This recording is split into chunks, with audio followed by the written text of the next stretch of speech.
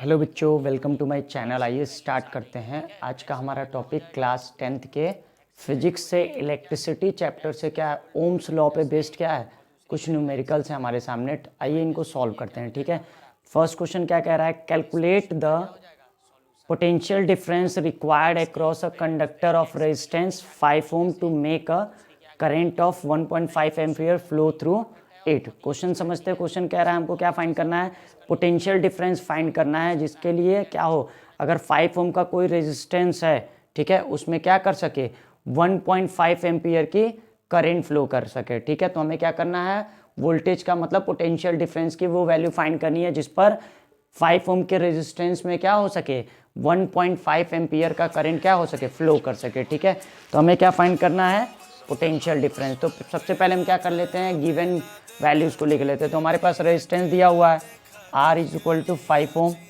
ठीक है, दूसरा क्या दिया हुआ है, करंट दिया हुआ है। तो करंट हमारा क्या होता है I से, तो I इज इक्वल टू हमारा क्या हो जाएगा 1.5 एम्पियर। ठीक है, उसके बाद हमसे क्या कर रहा है, पोटेंशियल डिफरेंस फाइंड करना है, मतलब हमें वोल्टेज फाइंड करना है, वोल्टेज। ठीक, तो V इज इक्वल टू क्या हो जाएगा हमारा क्वेश्चन मार्क। ठीक है, तो हमें क्या करना है, हमारे पास रेजिस्टेंस दिया हुआ है 5 ओम, करंट दिया हुआ है 1.5 एम्पियर। हमें क्या करना है, वोल्टेज फाइंड करना है, मतलब पोटेंशियल डिफरेंस फाइंड करना है। ठीक है, तो इन तीनों का हमारे पास एक रिलेशन होता है, ठीक है, जिसको हम लोग ओम्स लॉ से जानते हैं। तो हमारा क्या होता है, Ohm's law, V is equal to I R. ठीक है, V is equal to I R. ठीक है, ये ओम्स लॉ से हमारा फॉर्मूला फॉर्मुलेट होता है।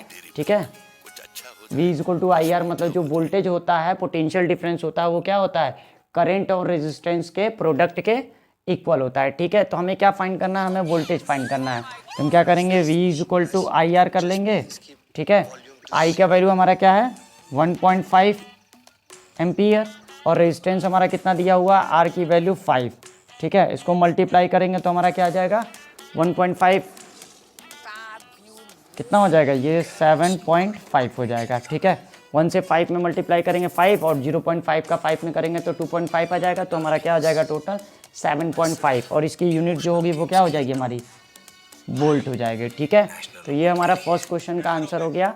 हमसे क्वेश्चन में पूछा क्या था, वोल्टेज मतलब पोटेंशियल डिफरेंस पूछा था। पोटेंशियल डिफरेंस कितना होगा, कब, जब क्या हो, 1.5 एम्पियर का करंट फ्लो करे, किससे, 5 ओम के 5 ओम के रेजिस्टेंस में। ठीक है, तो ये हमारा फर्स्ट क्वेश्चन हो गया, इसका आंसर हो गया हमारा 7.5 वोल्ट। ठीक है, नेक्स्ट क्वेश्चन देखते हैं। नेक्स्ट क्वेश्चन क्या कह रहा है, the potential difference between the terminals of an electric heater is 60 volt when it draws a current of 4 ampere from the source.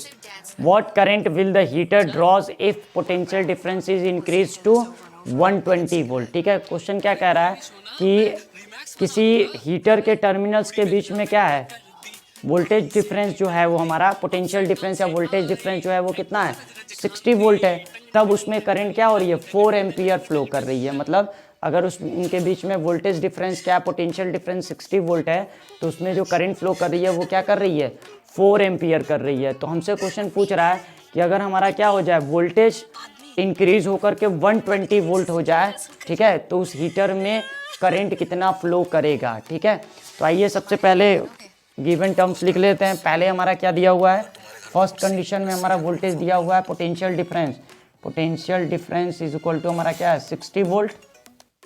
ठीक है, तब करंट क्या है हमारा, I is equal to 4 ampere.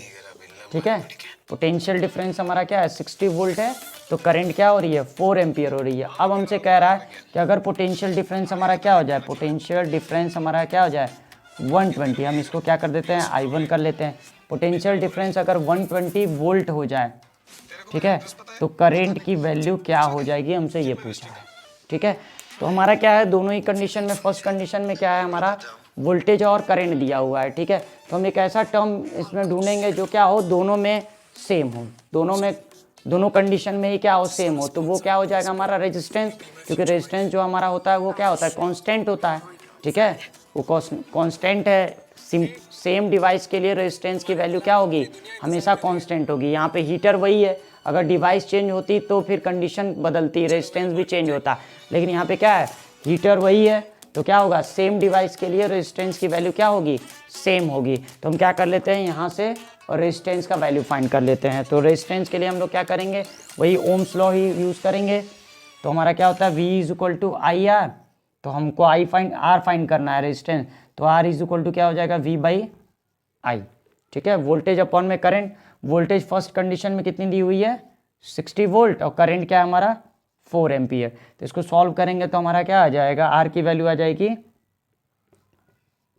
15 ओम। ठीक है, हमारा R का वैल्यू क्या आ गया 15 ओम।